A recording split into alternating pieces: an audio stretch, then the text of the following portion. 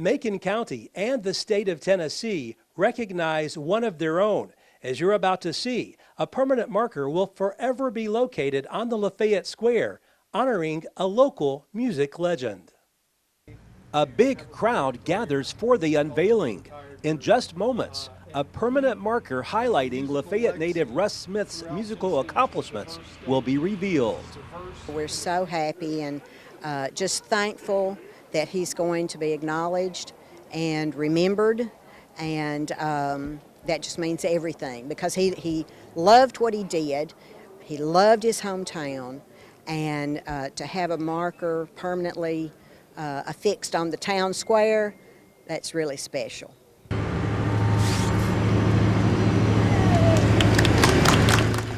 This is all part of the Tennessee Department of Tourism's Tennessee Music Pathways initiative, honoring Tennesseans who have made a difference in the music industry.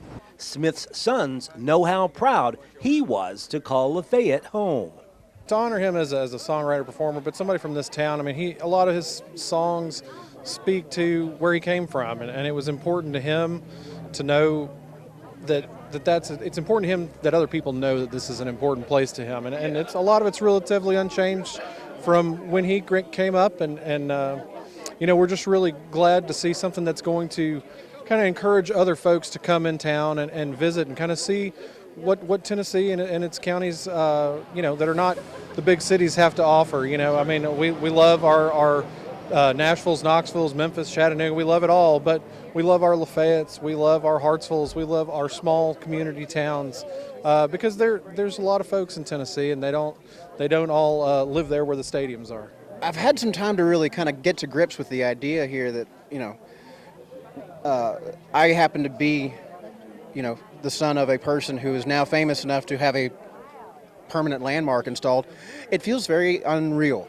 Like it's gratifying. It's good to see that, you know, his work was being recognized. He always kind of, you know, lamented and had worries about, you know, are people going to remember him, and, you know, did he make an impact and things. And so this is really, this helps me feel better for him to have closure and know that he really succeeded in his life.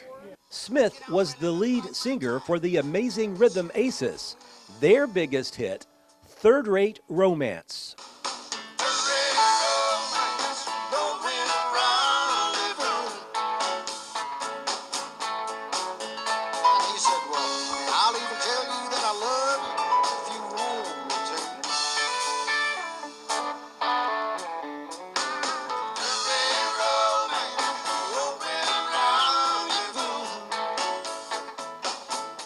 A song Russ wrote while in college.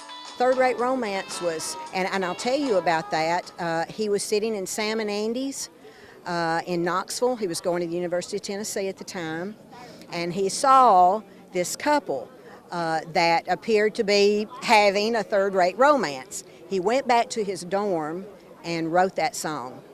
And so then later down the line, when they were going to record it, he told my mother, he said, you know, I think I've got a hit.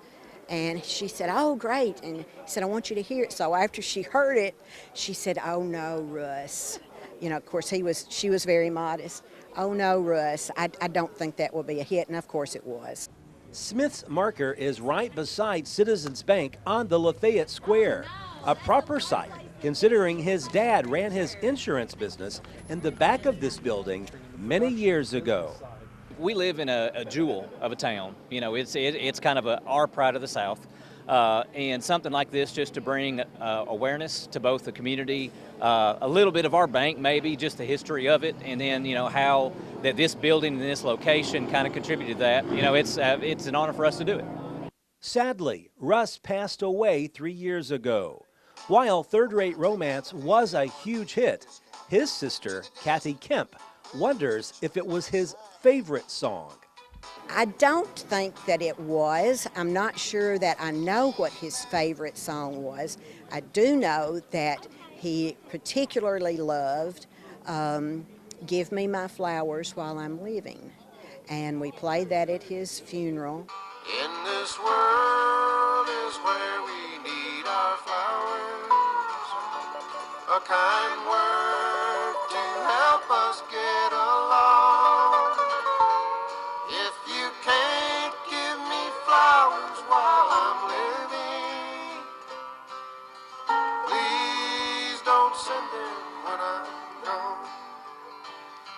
Cathy says Russ considered himself a blessed man because he got paid for what he loved to do. Thank y'all.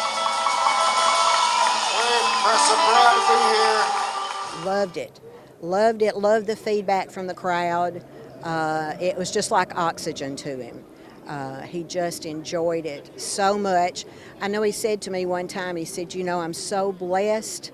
And he said this many times, but more toward the end of his life, he said, you know, I was so blessed to be able to do what I loved as my career, you know, as my work. He said, I really never felt like I was working. It was always a joy. So he loved it. And now, anyone visiting the Lafayette Square can learn more about the man who won a Grammy and learn more about the man who was proud to call this small town home.